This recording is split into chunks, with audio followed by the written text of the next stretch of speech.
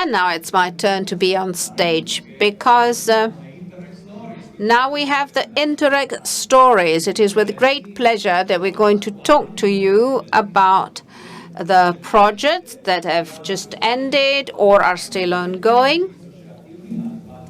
Zaključili pred kratkim. Moje uvodne besede so dvojezične, drugače, ko bo čas, da slišimo naše sogovorce, imate na voljo simultano prevajanje, quindi la mia introduzione, come già detto. As I was saying, my introduction is going to be bilingual, but for the presentation of the individual projects, you can avail yourself of simultaneous interpretation. First cluster, innovation, and the projects are nano-rigid technology, Arte, immunocluster, and constraint. I invite the representative for these projects to come here to the podium. Please come here to the podium. And thank you for your applause. Nanoregion, technology, Arte, immunocluster, and constraint. Please come here. Take your seat. Thank you so much. You all have microphones on the small tables in front of you. And you will have to turn on your microphone when you take the floor.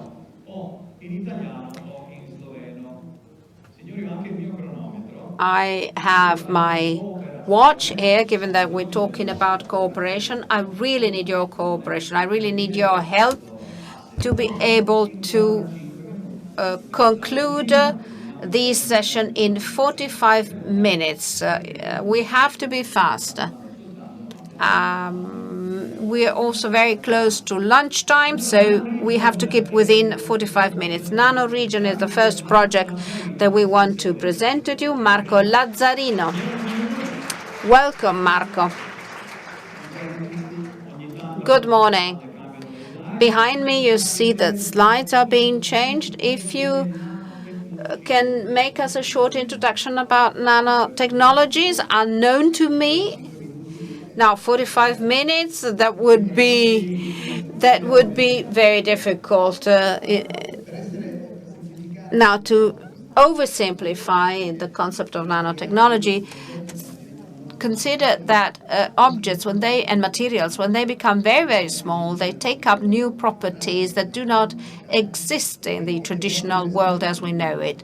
It's very useful to exploit these properties to improve our technology and to improve our everyday life. Nanotechnologies have been theoretically and scientifically studied over the last decades, and right now the scientific interest is coming down because there is a great interest on the part of the industry. So this is the right time to exploit the knowledge that we have acquired with nanotechnologies to improve the competitivity of our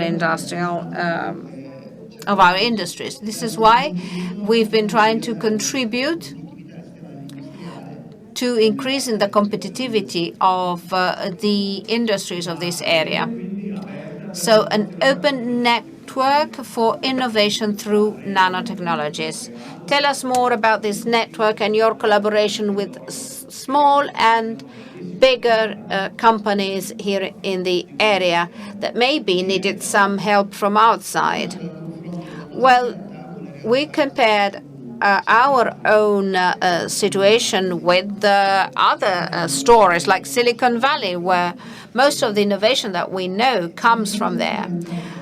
The difference that we have with Silicon Valley is that, the knowledge is the same, the skills are the same, but in Silicon Valley you have a critical mass, and we don't have a critical mass here. And this is why we thought to create this critical mass, to work together, industries, universities, joining our efforts, collaborating, and we thought that maybe we could have that critical mass. And in particular, we wanted to have a cross-border critical mass, because if you look at the map, many of the excellencies that we find here are located just across the border. This is why we needed an instrument to overcome the border to create a critical mass. If I think about our partners in the project, they are much closer than in the city of Milan. When you have to cross the city of Milan, well, it takes more than it takes to move from Trieste to Nova Gorica. This is why we wanted to set up a cross-border network, because together I think we can create that critical mass which is comparable to other well-known scientific and industrial parks. You told me that we can strengthen each other through cooperation. Well, yes, in our network we have complementary skills that can integrate each other. To make an example, we have put our knowledge at the service of local industries. We have carried out projects, and these projects benefited from collaboration across the border. One company developed part of a research with maybe an organization in Venice, and then we went on in Ljubljana and Nova Gorica. We've really learned from each other, and we succeeded in supporting innovation within the industry, thanks to our being a network. You also have a stall showing these wonderful technology. What are we going to see at your stall here at the fair? Here we have brought a small instrument, the one that we could actually move. It allows you, that instrument, to see how a very small object, a nanometric object, is made. We have a grid working with the light, and if you look at it with the microscope, you can see these nanostructures. Now, typically, these instruments are in very controlled environment in terms of humidity and temperature.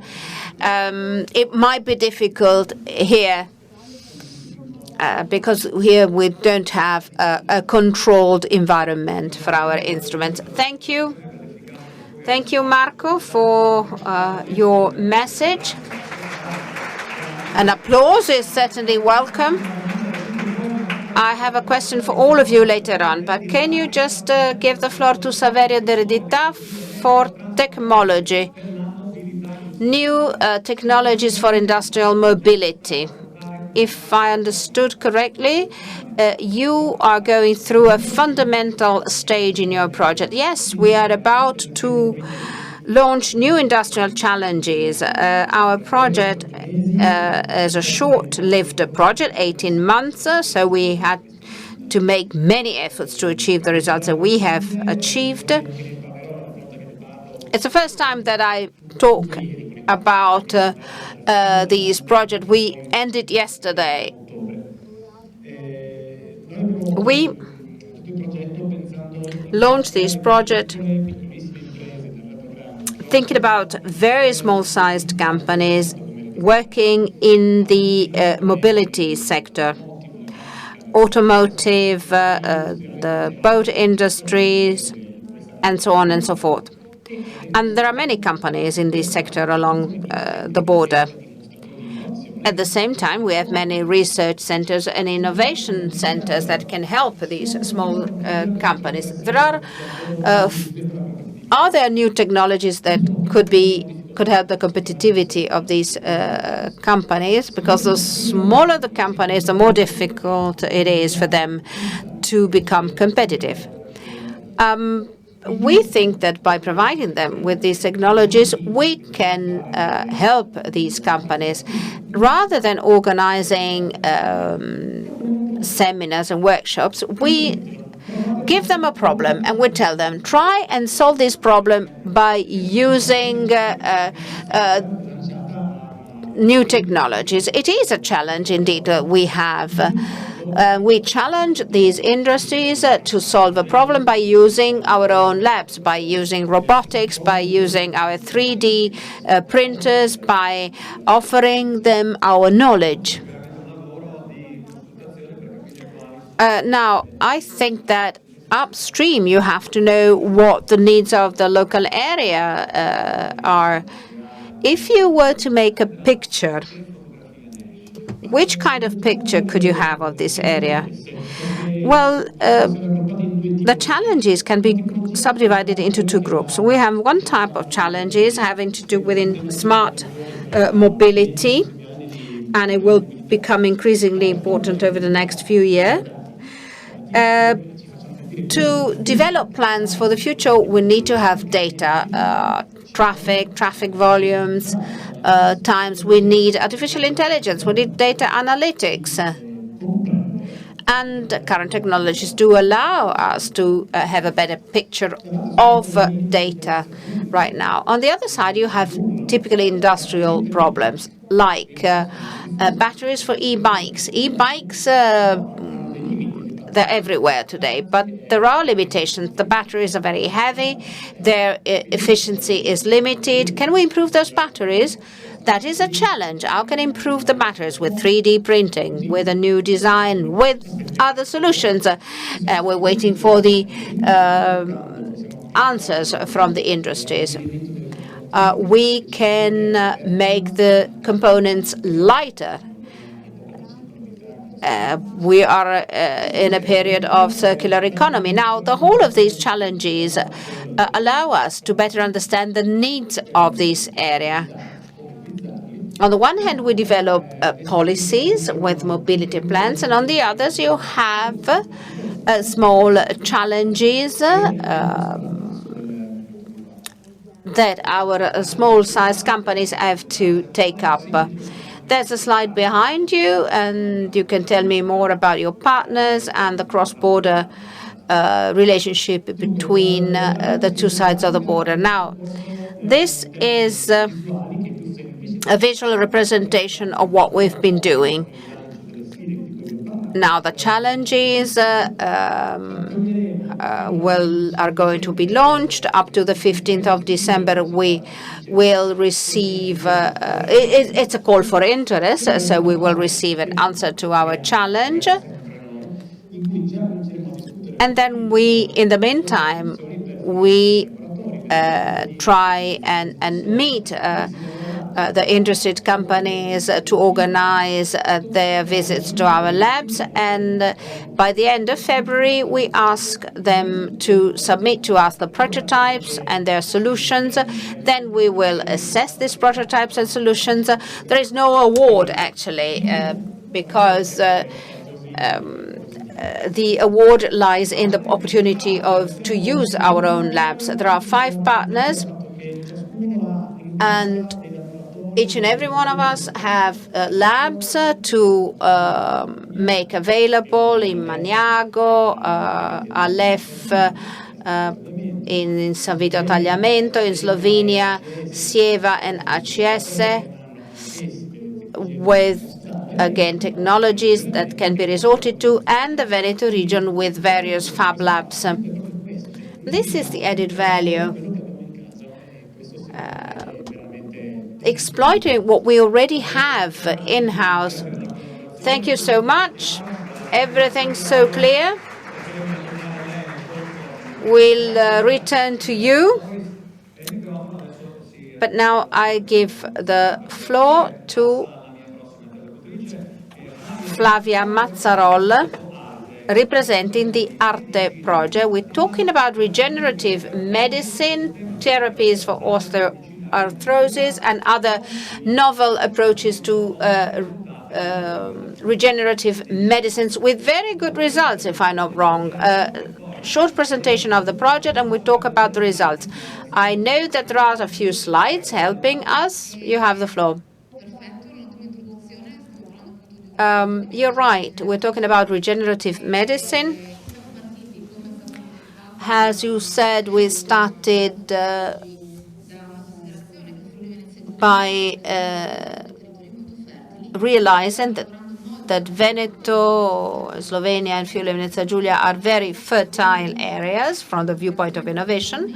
A lot has been done in the field of regenerative medicine, but we needed something to be done so that this area could become a hub for regenerative medicine. We focused on osteoarthrosis, affecting 10% of the population all over the world. It's a chronic, invalidating disease, and there are no treatment.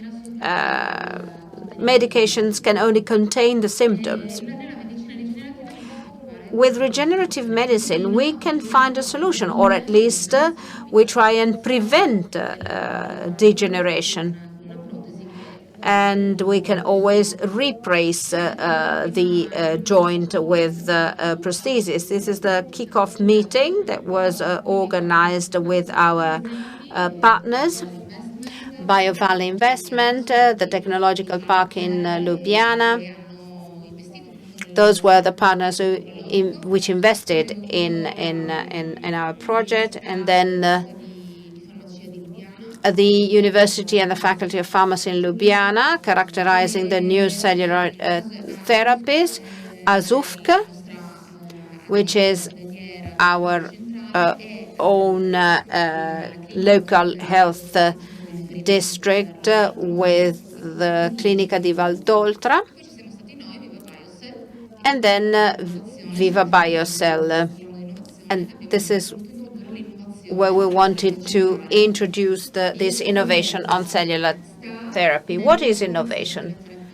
It is making the therapy automated. All of these therapies are currently being manually manufactured, which means that it's very difficult to standardize the production process. There are problems of reproducibility. With automation, we can have a more standardized production, and automation on the long term can also help reducing costs. So everything that we have achieved was based on cooperation. Many of the results couldn't have been achieved if we had worked alone. But we also avail ourselves of external partners. External partners like Cagranda from Milan and Educell, a small cell factory in Slovenia, and the Institute of Regenerative Medicine in Galway in Ireland.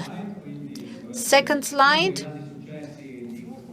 One of the great success stories of this project, we heard it, but then do you have other objectives, other steps that you want to implement? Yes, this is indeed one of the results that we are very proud of. We have been authorized to produce these cellular therapy for the therapy of patients affected by osteoarthritis by using the NANT 001 system that you can view in the room next door. This is again the result of our cooperation. Educell was the facility that received a technology transfer. We introduced the automated manufacturing system. The Valdoltra Clinical Center prepared the clinical protocol, submitted it to IASMP, and we provided the whole of the know-how as far as automation is concerned. On the right, you see the magnetic resonance of a knee. Of course, you may not be able to see it, but this is a result that was achieved during the COVID era.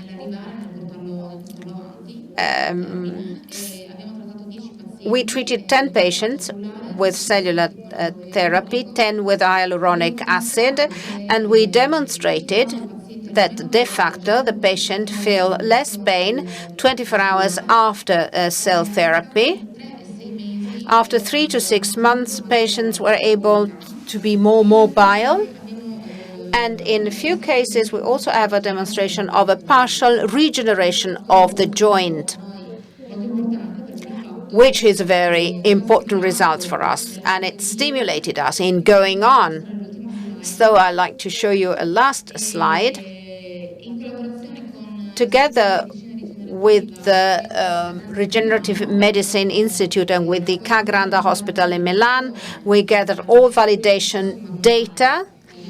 We compared our system of automated manufacturing with the manual manufacturing system, and we have asked the National Medication Agency to start our clinical trials for this therapy. We received this permit December last year, and this is going to be the first clinical trial for the treatment of osteoarthrosis with an automating manufacturing system.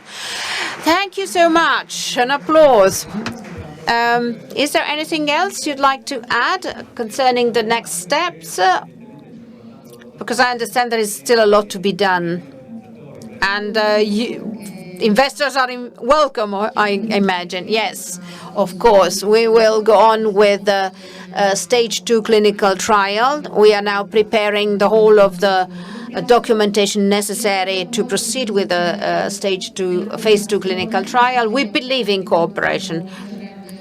We have also submitted an application for a Central Europe Interreg project, and one also with immunocluster for Central Europe, so that these type of therapies can be further used elsewhere. Thank you and congratulations. Ja, takole v slovenščini bo.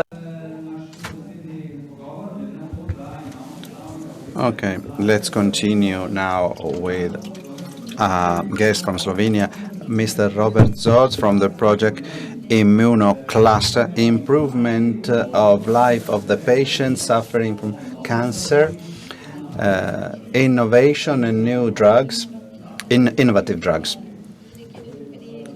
So please, can you describe the project and results you have achieved? Yes. I am here with Marco Crete, Professor Ciaudi, and Dr. Flavia Mazzaroli, who also participated in the project. So we've been dealing with immunotherapy to treat breast cancer. We've had 6 partners involved that have come up with a clinical protocol to tackle these health problems, thanks to new technologies that we have developed to treat breast cancer and prostate cancer. We've been working on these 2 drugs to identify innovative drugs, thereby guaranteeing the best possible treatment to our patients. In the European Union, there are many biological innovative drugs, including the drugs that we've been using. Let's continue with the slide, please. You see, I can show you what these drugs are. There are several partners in the Celica Biomedical. We've had the HealthPel contribution, the NanoBiocell, with whom I think we have a technical problem. Echo. I have to every now and then I will ask you another question. So, what are the most successful results that you identify within the cooperation? Well, they have been very important, because thanks to immunotherapies, we were able to treat patients with cancer in the best possible way. All of this has been acknowledged and recognized also by Nobel Prize winners. These treatments are ad hoc. They are really made, custom made for specific patients. There are on average no side effect. We know that the classic treatment for cancer treatment have many and heavy side effects. In our case, on the contrary, thanks to these immunotreatments, we have been able to improve also the quality of life by reducing side effects. Using cells that are taken directly from the patients, like for instance in the cases of the treatments that we used for prostate cancer. And these cells that are cultivated and then regenerated and then inserted into the body of the patient. The same method is true both for prostate and breast cancer.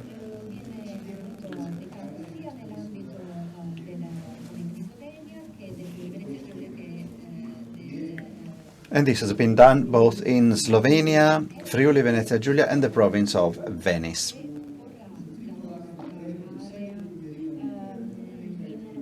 This is a result that represent a great advantage for our geographical area, because thanks to this cooperation, we can offer patients the opportunity to resort to innovative treatments, successful treatments,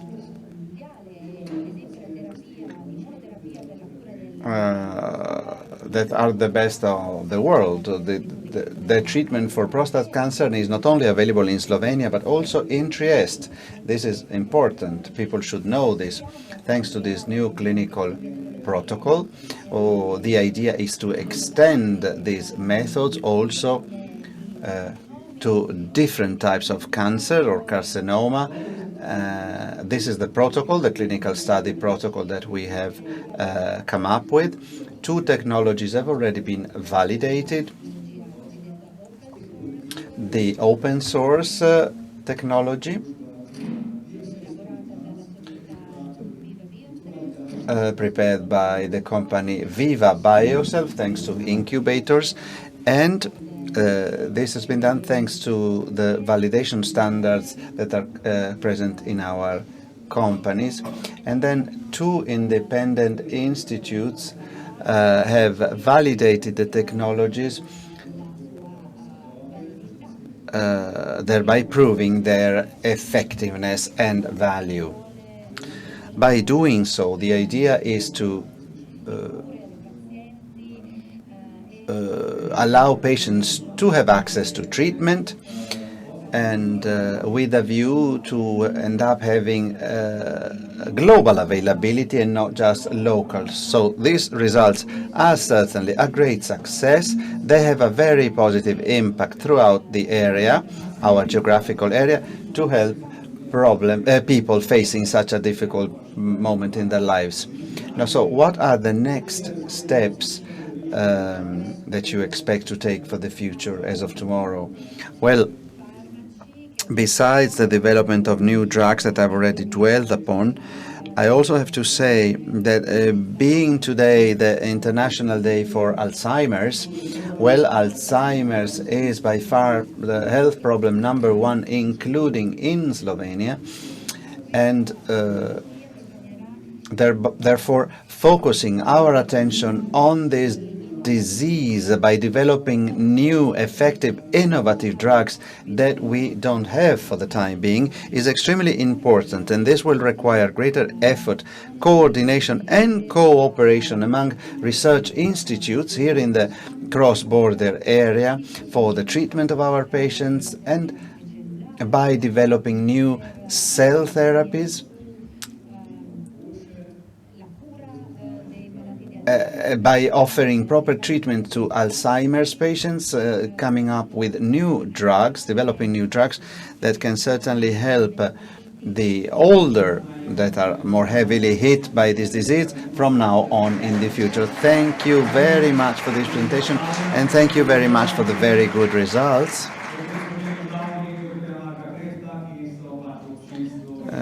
Once again, thank you to our guests and all the colleagues who participated in the project and that are here present in the room. Let's move on to the next project. Constrain. Mr. Natalino Gattesco, welcome. Sharing of innovative strategies for the seismic protection of our buildings. So a lot of theory, but I know that there are practical implications, and I know that you're doing a lot for on the practical level. Yes. Indeed, we started from the assumption that our two countries, Italy and Slovenia, are unfortunately seismic countries. They have a lot of seismic activity.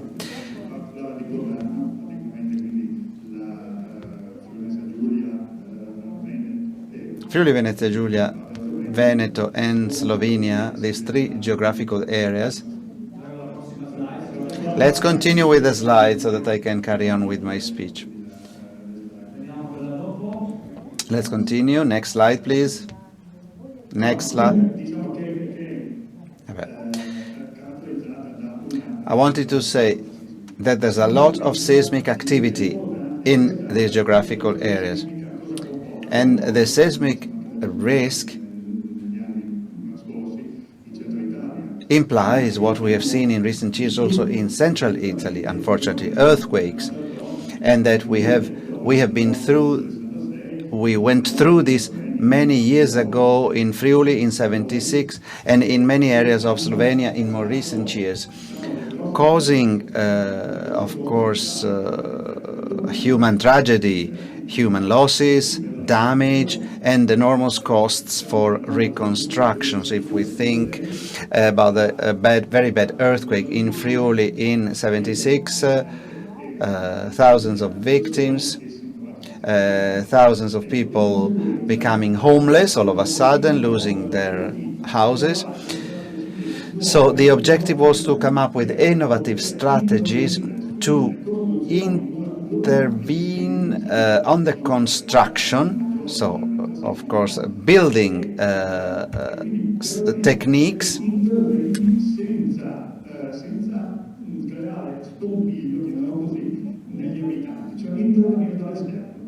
let's say changing the buildings from outside without disrupting the life of the inhabitants, so on existing buildings. It has often been said that we have to do something, we have to protect ourselves from this seismic activity, but where can we displace the people while working on the buildings?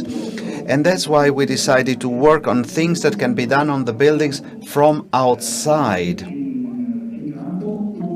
And that's the reason why we have come up with an experimental project with a lot of effort, with experimental evidence on specific components of the building and on an entire building, considered a pilot building. This allowed us to check the effectiveness and subsequently check the achievement, what we had achieved. Once we measure the results, the outcome, what else did we look at? Well, we wanted to transfer these informations to operations in real life. So architects and public officials that have to approve projects and the construction companies. So I think you have been in dialogue with the construction companies, with institutions, public authorities, etc. Yes, and indeed this exchange was fruitful, because we have about 30 associated partners, 50% Italian, 50% from Slovenia, all of them very active in the dissemination activity, in raising awareness about these new techniques and about this new possibility to strengthen, as it were, our buildings. I also wanted to add that the partners in our project are mainly two universities, the one in Trieste and the one in Ljubljana, and then 4 private companies, all of them specializing. So they are construction companies in Italy and Slovenia. All of them are active in the construction sector, and then another partner producing the material to strengthen the buildings. The company is based in Udine, and another company, they are into supervision and consultancy for planning and constructing again and strengthening buildings. So you were able to set up a network of companies and partnership and shared knowledge, construction site, material, companies for material. Yes. All that you have found, all that you have discovered, is there something readily available in the market, or are we still in the theoretical phase? Or are there any practical implications in the life of people? Well, we are still in the first phase, as it were, because actually we could start using these techniques. We have the legislative tools allowing the use of these new techniques, but it must also be pointed out that a second step is necessary, and we are working on it.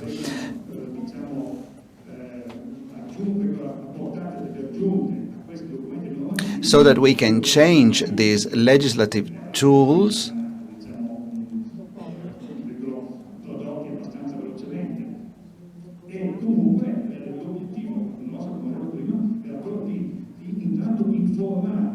Now, the main objective on our part was to disseminate the knowledge, inform architects and construction companies of the existence of this possibility, namely that you can intervene on buildings from outside. Hopefully, in the next 6 months or by the end of the year, there will be practical implications on the legislative tools, on the rule. So again, innovation and cooperation. Thank you very much. And would you like to add anything else, or we can continue with the conclusions? Well, let me conclude simply by saying that we did a lot of experimentation, a lot of tests and trials. I'm very sorry that we don't have the PowerPoint presentation, but it was simply to provide evidence of the effectiveness of our tests and trials. We were able to prove that the resistance of our buildings has increased by 2 or 2.5 times. This means that if you have a building whose resistance currently, let's imagine it's in Udine. I don't know, and if we have let's imagine an earthquake like in '76, which could cause major damage. Well, we were able to show that thanks to our intervention, it was possible to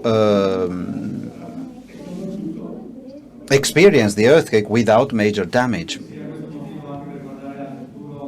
So, okay, so great hopes for the future. Let's be hopeful and positive and optimistic for the future in this sector of protection against earthquake, given the very high risk. Thank you very, very much. Maybe there will be time later on to discuss further. Thank you very much. You have all been very good. Thank you for staying so numerous. Now, there are many people who are thinking about new projects. Well, the last part of this talk is dedicated to your own advice, possible suggestions to this topic, projects or difficulties that you have encountered over the past few months. I see many people taking down notes, or maybe they are thinking of proposing projects. So the toolkit. What could we have in our toolkit? Maybe 1 minute each. Which suggestions would you give? Well, a difficult question, actually. And I don't want to hurt the managing authority. It's very important to plan things properly. The planning activity, as you know, it's very difficult.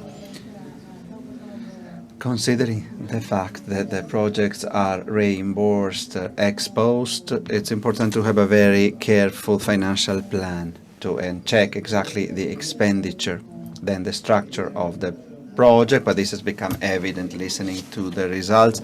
It must be a meaningful project to exploit fully the opportunities related to innovation and cooperation. So everything must be exploited to the full. Saverio, same question, or any other advice or conclusion? Well,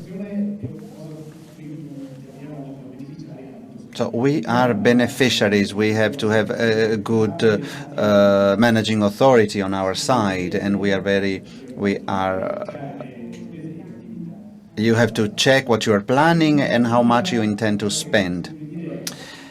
And a piece of advice, identify the problem. That's the first step. Usually, you take the call, you start imagining, you start thinking about possible projects, but very often you haven't yet identified the real problem. With a cross-border implication. So identify the problem, first step. Once you know the problem, then things happen automatically, one by one. But that's the first step. Identify clearly the problem. Maybe be less ambitious. Don't intend to change the world, but do it step by step, slowly. Flavia Mazzarol Arte, any piece of advice or say something in conclusion, making reference to what you have said and done. Now, I fully share, plan exactly, establish clear objectives. They cannot be changed at a later stage. In the field of life sciences, there are many diseases which could possibly benefit from these projects because, of course, we have the possibility to solve or attempt to make a step forward in the development of a new treatment. And then my special observation is that thanks to this project, we have been able to hire 20 people. So this project was a huge opportunity in terms of job creation with great benefits to the patients. So many people found a job in this territory and many patients were helped. Okay. Something again on cooperation. What would you like to say to conclude? Yes, cooperation can be very helpful to make huge steps. I would like to put at the center the idea, the vision that you intend to pursue and to achieve, and then the staff needed, the human resources that are at the center of the activities that are being developed and studied, and then trust, confidence in good results. Thank you very much. Yes, we are attempting to provide you with a few suggestions. So for our last speaker, yes, I fully share what has been said so far. Let me add something, if I may, the importance of complementarity in the interchange between the partners to avoid difficulties. Looking at the experience of this project, I have to say that it's been very interesting and fruitful. And as my colleague from the life sciences was said, we were able to involve many young people, hiring people, job opportunities to participate in our experience. And then I think and wanted to say that the projects are very well organized. I think that we are given good indications to come up with a project, because looking at what we have done, risk assessment, for instance, risk must be assessed very carefully, and you have to think in the long term, because then inevitably there are things that happen. So think very carefully about possible hazards and risks. Thank you very much, Francesco. Nano Liso Technologies, Arte, and all the others, thank you very much.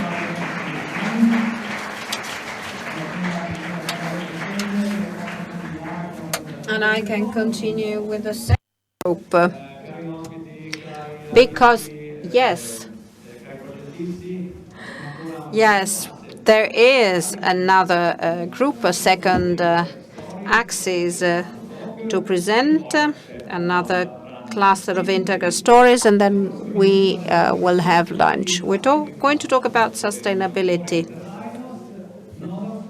Nova os, številka 2, in to so projekti, ki se bodo družili z menoj v naslednjih minutah. I progetti che chiamo sul palco. The project I'm inviting here are Cross Mobi Energy Care on this side, and then SECAP and Muse on the other side. Good morning.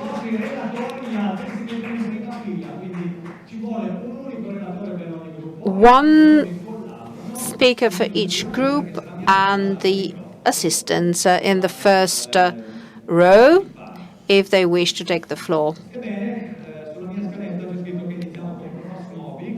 We should start with Cross Mobi, represented here by Andrea Stocchetti, but we'll also have our Mrs. Heidi Oldenik from Slovenia. Cross Mobi is planning of mobility and passenger transportation in the cross-border area in an intermodal system.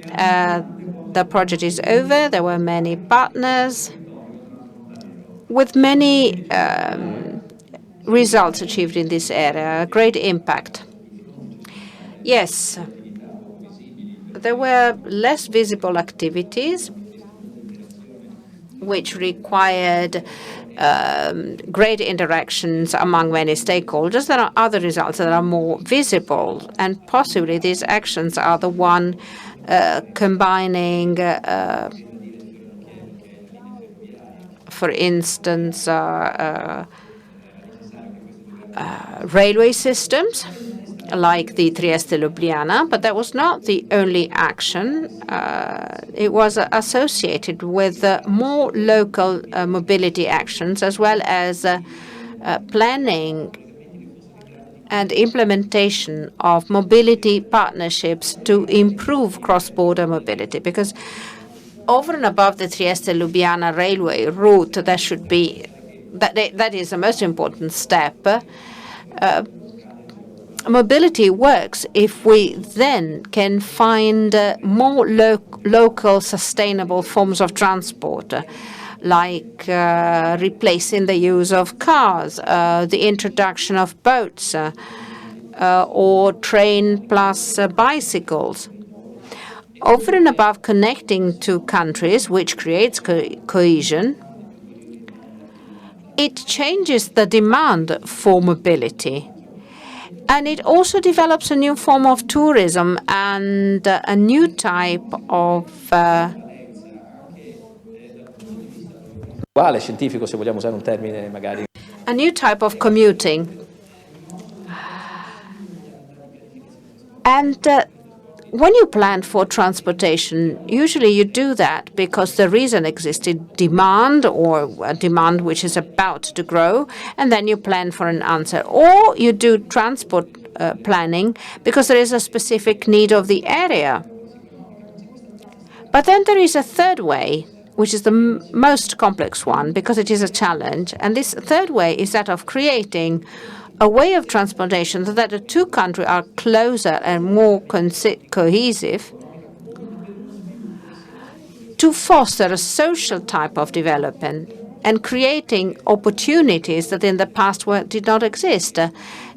Now we have a cross-Mobi railway link between Trieste and Ljubljana that adopts the same time schedule of commuters.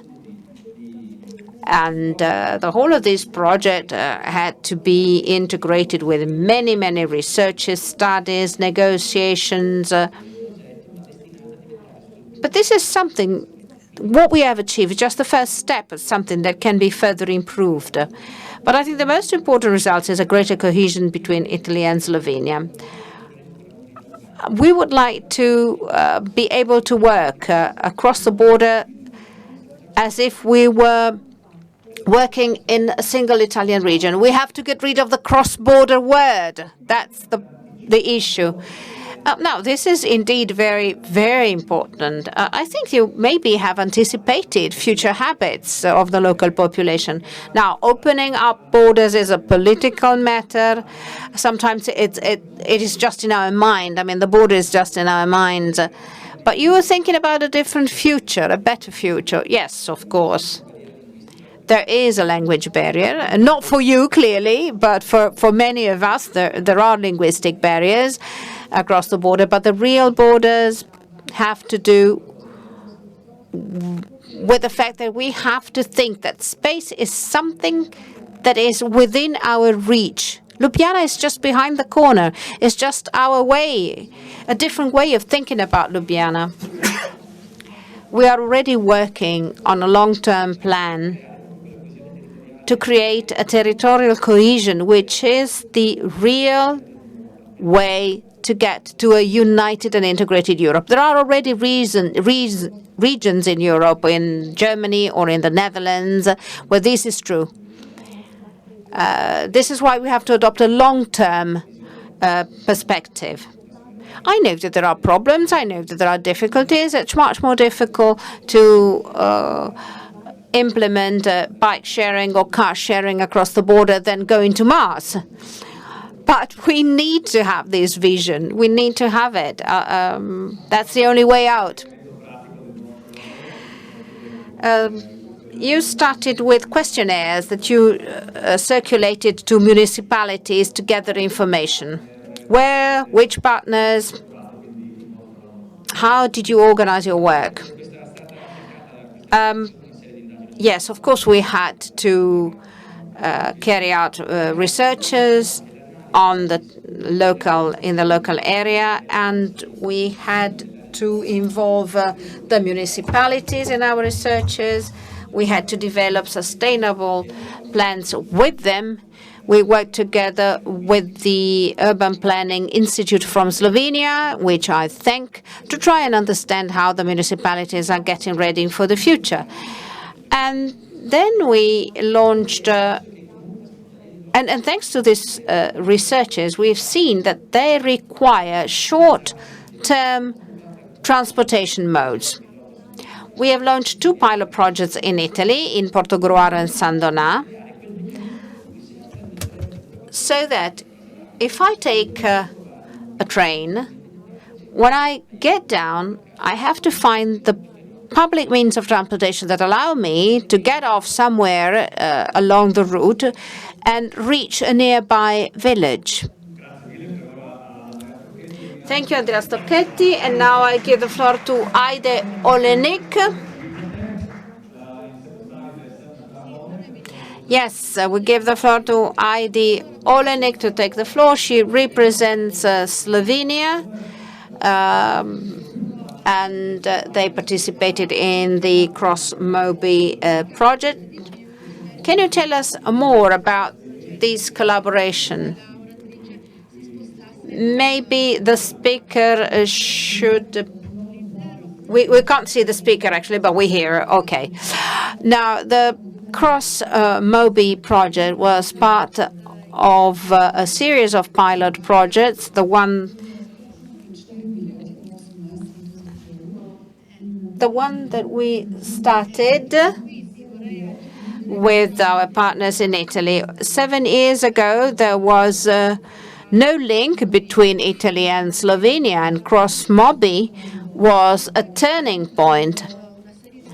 We then created a series of transportation modes, including car sharing and bike sharing, and then transportation by boat between Trieste and Slovenian municipalities. That was another pilot project. We increased the number of bus connections between Italy and Slovenia. We also developed a hop-on, hop-off bus, and then bus connections in the northernmost area of the region, the possibility to use this bus for having tourists get access to the beaches in Slovenia. Well, we hear from Europe that we have to abandon private cars, but if we don't develop alternative transportation modes, our citizens will continue to use their cars. Now, with CrossMobi, we were very happy to be able to have these new services, so as to have new transportation modes. So, which you represent an institution in Copa, transportation institution in Copa. Now, next project is Nadia Vedova, representing energy care, energy efficiency in public buildings and sustainable mobility with the involvement of the European Union. So a lot of cooperation going on. Tell us something more. You have grouped together 3 municipalities, Trieste, Sandona, and Koper, and a lot of people. Yes, at least we tried. Well, the title of our project groups together the 3 challenges that we had to tackle. Energy efficiency, the project was developed in 2016, and we were somehow anticipating what is now an emergency. And then greater energy efficiency and promotion of sustainable mobility involving the European Union. 3 large municipalities were involved and 2 technical partners, Golea in charge of energy efficiency, and Callipolis, which I represent, which is a non-profit organization with headquarters in Turin, Bologna, and Trieste. And we wanted to involve local communities. Now, cooperation and energy efficiency, how do they go together? Now, without the citizens, we'll never be able to have sustainable development. We will never get to the environmental transition, the energy transition that we have to be ready to implement. So we involved 3 different municipalities. The communities were involved in different ways. We analyzed first the needs of these communities, and we then provided answers through ad hoc solutions. Each community has different needs, so we developed different answers. This was the challenge that we faced. Also, communities are made up of different groups of people. We were able to develop a very strong network. Ater in Trieste had already collaborated with the municipality of Koper. We already had a strong partnership, but this partnership was enlarged to the Sandona di Piave municipality and with these 2 technical partners. We were more of a facilitator in between with the community, with the local communities. What changes is the way in which we plan the city. The city is the right to all citizens, and we believe that this right must be supported, strengthened, and the citizens have to be involved. Now, while we were talking before this presentation, I took down a few notes. And you said a couple of sentences. You said the most important result is to raise awareness that citizens can contribute to reducing climate change. Now, that's a nice challenge. It becomes very difficult when you want to convey messages to the public. And I must say that you were quite good at it. And then you told me projects can only be implemented with local communities, with the people. Now, as for the first question, when we talk about participation, well, we didn't have any bureaucracy, let's say.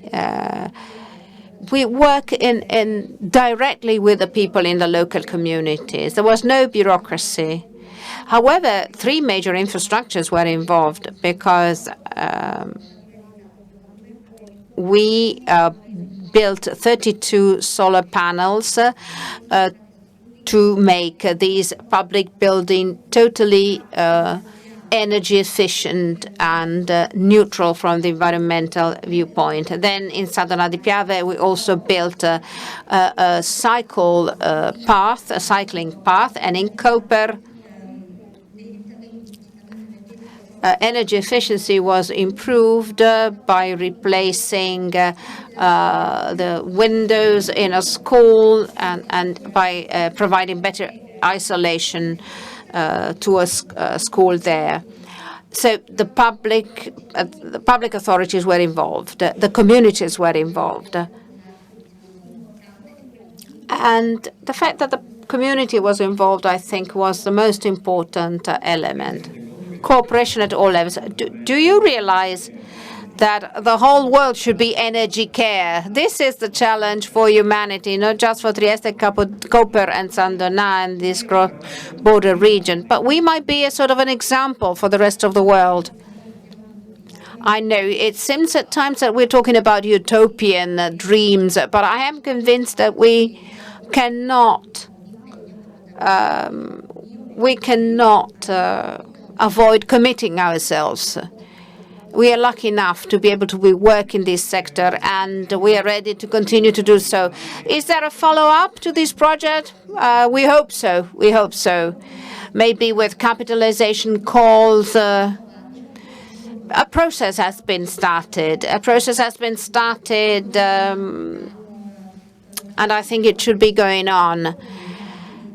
The communities, local communities, have been trained, informed, and educated together with the technicians in public authorities. And I think it deserves a follow-up. And now, thank you. Thank you. And now we give the floor to Fabio Morea, represented SECA, but is not alone. In the public, in the audience, we also have Marco Manzani, professor, with the final E. I was wrong. Can you tell us something more about SECA? Because when you started in 2015, the topic of climate change was taboo, and now it's in our minds. Now, climate changes have been debated within the scientific community for decades, less so in the minds of politicians. The municipality of Trieste started working on climate changes in 2012. For the first time, they started talking about climate changes. With all the constraints of local authorities, because the budget is limited, and it always seems as if measures against climate changes are sort of an option and not mandatory. I think there's a slide. Yes, we've seen this picture this year. This was the fire that broke out in the karst this summer.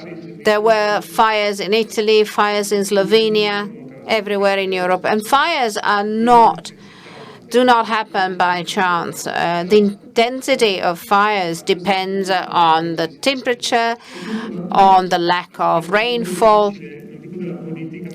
And this is, again, something that we have to bear in mind, because this is what happened in the summer, but we have to have a long-term vision. You have to do that when you discuss about town planning. As for the climate in Europe, cities are invited to join SECUP, Sustainable Energy and Climate Action Plan project. We have copied this acronym, and we have decided to help the cities in this cross-border area to deal with climate changes. Now, scientifically, we know a lot about how to adjust to climate changes or mitigation of climate changes. No CO2, no fossil fuels, no coal, renewable energies, better energy efficiency. And adjusting, well, adjusting means that given that we have already destroyed our climate, what can we do to avoid a further degradation? We can do a lot. We can do a lot. And sometimes solutions are quite easy to understand, but with a limited amount of money, with other urgent problems to be solved, we forget about the environment. Now, our technologies make the scientific data very visible to public authorities. Public authorities have to declare how much they consume in terms of energy and everything. And they have to be comparable with other municipalities. And we give them the technologies to understand perspectives and opportunities. How did the municipalities respond? Because you've gathered a lot of data. You had to talk to municipalities and local authorities. How did they respond? A few practical examples. Now, the response by the municipality, well, we've asked all participating municipalities to develop a plan on energy efficiency. We've asked them to develop a detailed plan to reduce emissions by 40% within 2030 and a series of adjusting actions to mitigate climate changes. So to be less exposed to extreme situations. We've had the square here in front of us completely flooded a couple of days ago. Or we had the fires this summer. We want to avoid this extreme phenomena of climate changes. And then I think we should be working on energy poverty, given the prices of energy today. That's another aspect, and that's a social dimension. Yes, I give the floor to Professor Manzan. Manzan will talk to us about the example of the Revoltella Museum here next door. The municipalities had to perform an energy diagnosis of one public building. And with the municipality of Trieste, we decided to choose the Revoltella Museum. What does it mean to have an energy-efficient building? Temperatures are rising. Air conditioning becomes very expensive vis-à-vis the past. Usually in the past, we always thought about heating up the public building, not about cooling them down. Now, the Revoltella Museum is very complicated because it's made up of 3 different buildings. It's a huge museum. There are works of art in there. But we have been able to verify how much the building is spending. And we have made a forecast in 20, 30, 50 years. We could make such an analysis. And what we've been able to ascertain is that in the light of climate changes, the building was going to consume 50% more in terms of heating and cooling down. And this is where we started to think about reducing the cost of energy. Buildings absorb 40% of the final energy in industrial countries. So this is exactly where I have to start. This is a good starting point. Would you like to add something on what you did? Well, this kind of analysis that we performed, which is called dynamic analysis,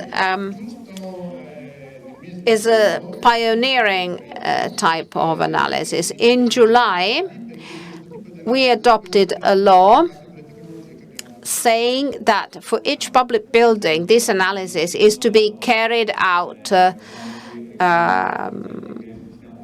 So you were really an innovator. You anticipated the government. Mr. Morea, are you from Trieste? You live in Monfalcone. I've been working for 20 years in Trieste. Well, no one's perfect. No one's perfect.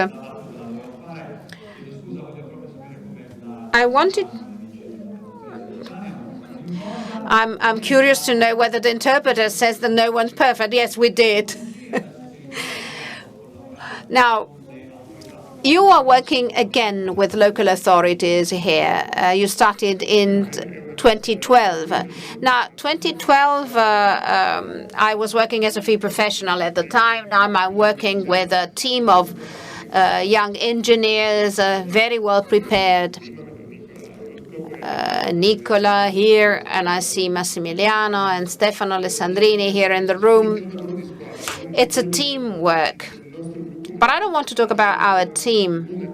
It's a teamwork on the part of the municipality itself, and it doesn't affect Trieste only because we also involved the Venice as a metropolitan city, and it's a huge area, and many small municipalities in Slovenia. It doesn't matter whether a municipality is small or large or densely inhabited. Paradoxically enough, if you have a large municipality but a small population, it's even more complicated to intervene there.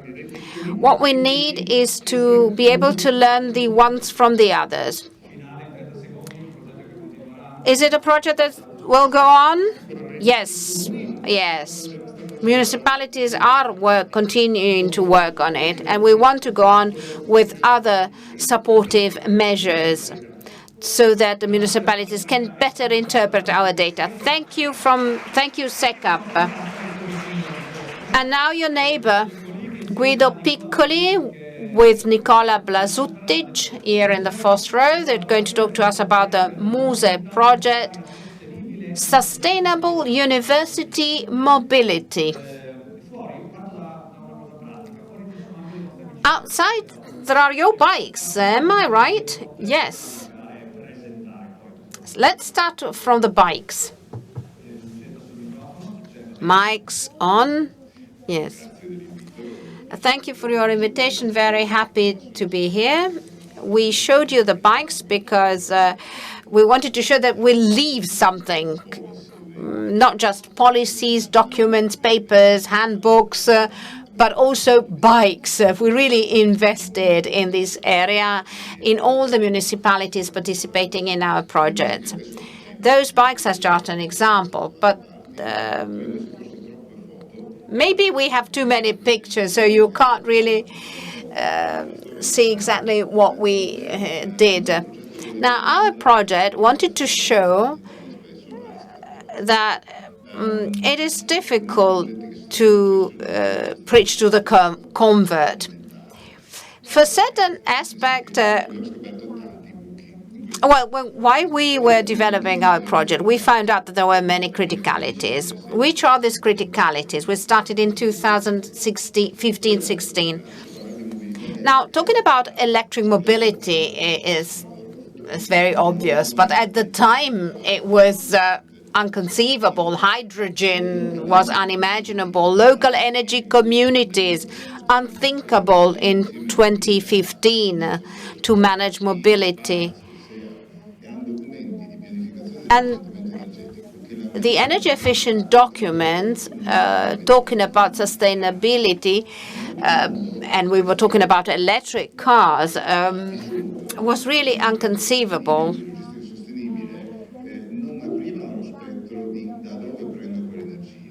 At the time, we were not wondering where energy should come from. We were only talking about planning.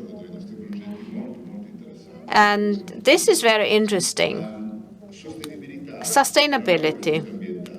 Clearly, it was to be environmental sustainability, but it must be social sustainability at the same time. We have to have a certain quality of life.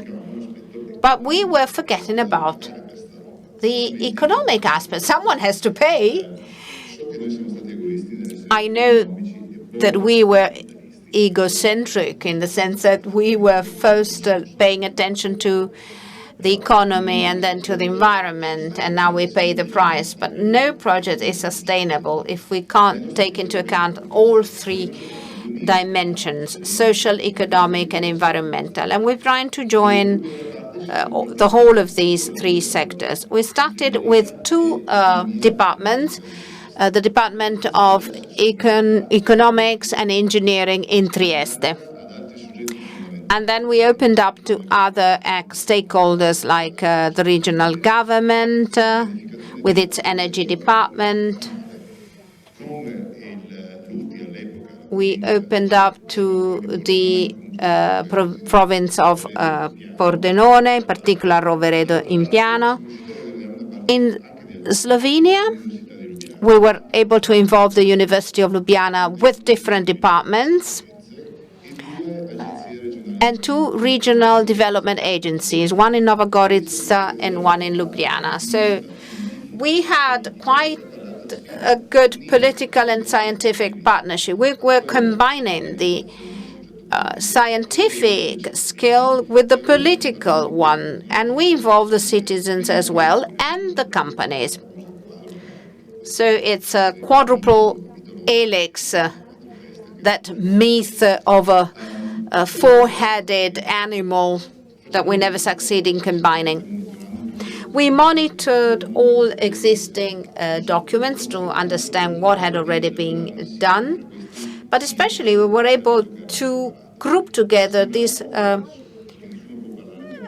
stakeholders. Now it seems obvious, but at the time it wasn't that easy. And we started with this pilot project with bikes within the university, our universities. Now, within the universities, there is huge knowledge and there are huge skills, but we are not using them. And indeed, what did we find out? That there were bureaucratic obstacles, administrative procedures, permits that are necessary, documents that you have to produce. That is dramatic. Bureaucracy is the real obstacle, but we have learned a lot. And we've been able to have a multifaceted vision. And we succeeded, however, to deliver what we had promised. The bike sharing schemes, or safe parking places for e-bikes, e-cars. The most complex challenge was that of developing 3 microgrid. And I leave the floor to my engineer. It was difficult to learn how to install the microgrid here in our university, in Pordenone, in Ljubljana, and in Portorož. But we were able to combine mobility with energy, the production of energy and the use of energy by developing certain models. We were able to identify criticalities, but now we're able to make a further step forward. I believe there can also be a contamination among different projects, because I think we can learn the ones from the other. I don't know exactly which opportunities are available, but I think there is a possibility to interact with other projects to avoid overlaps. This is perhaps also why these meetings are so useful. Now, you have developed a method, but you have also developed concrete instruments. Let's hear an example of these concrete instruments. Nicola Blasutic. we're talking about energy storing plants. Now, good morning, and thank you for being here. A microgrid is a microgrid. Yes, it's working. No, it's working. Yes. So a microgrid is precisely what the word says. It's an electric microgrid that locally produces energy. A microgrid is made up by a local energy production system, typically renewable energy with wind energy or sun or solar panels. It stores the energy and provides energy to be consumed. And it can be interfaced with the national electric grid. I work at the University of Trieste. I can show you what was done in the building C6 of our university. As you can see, here we have our top left. We have the 5 kilowatt solar panel system. It's a small system. It can be installed on a private house as well. And we also install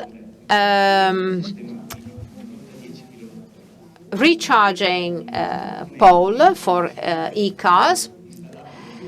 These components can be installed everywhere. You can have a microgrid even in your own house and obtain considerable results. We were talking about economic results over and above the social and environmental ones. We've had this e-car be used by our employees at the university, and more than 50% of the energy that was used was obtained through this solar panel system. We didn't use the national grid, we used our own microgrid. Every time you absorb 1 kilowatt per hour from the national grid, you contribute to the carbon intensity, to the impact of the CO2 onto the planet. But there is also a social impact, because thanks to this system, we install screens within our own university showing the results that we have achieved. And the people using this e-car, they ask us how important it is to use this car. When do we have to recharge the batteries? And there they found this data. Then they know exactly how much the sun energy is being used to recharge that car. Thank you. Thank you. And now it's time for the conclusions of this second asset devoted to sustainability. Cooperation and innovation here are the right words. We ended the first axis with a message to be conveyed to future beneficiaries. And maybe we should conclude the second axis with a piece of advice for future beneficiaries on this axis as well. Cross-Mobi. What makes a project successful? I don't know. It should be the lead partner to tell it. But we, as Ca' Foscari University, would say that partnership and coordination are fundamental. But also having an idea that can consider what is going to be necessary not just now, but in the future. Energy, social cohesion, and economy. We have to combine that in the future there might be a social development with economic advantages. In other words, think out of the box.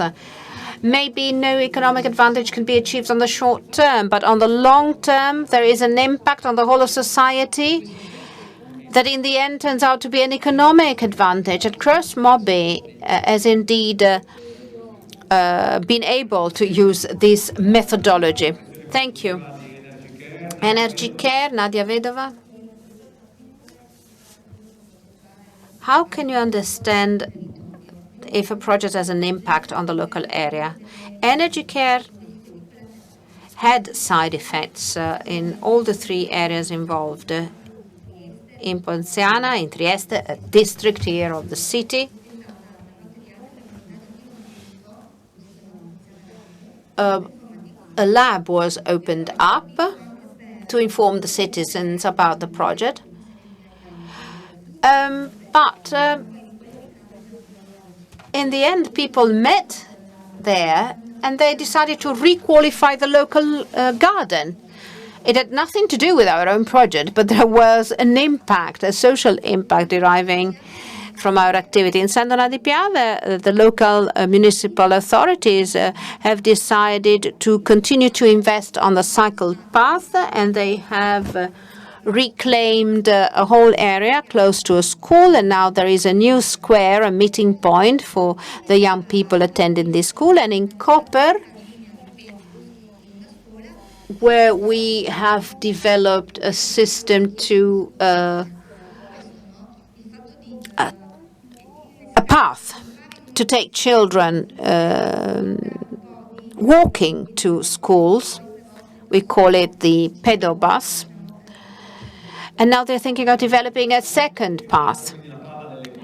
And now Fabio Morea for SECAP, one aspect, and I turn to the managing authority. One important element to do better in the future is that of data, open data. What do I mean? We, in the end, produce objects, documents, but many, many data. Then the project ends, rightly so, because then you start with new goals and objectives, but there are data that are not always effectively disseminated. And that's important. There are lots of data that are very easy to use for computers, Excel files. I think the managing authority should compel us to produce data sets. Data sets that can be used, easily reused. They can be published on repository. They're open science data. How many travels, how many recharges of the batteries, a reusable format. And this data can be used not just by the next projects, but also by science in large and everywhere. That's a message for the managing authority, sharing data among professionals. I think that they all agree. Conclusions from Guido Piccoli, Muse.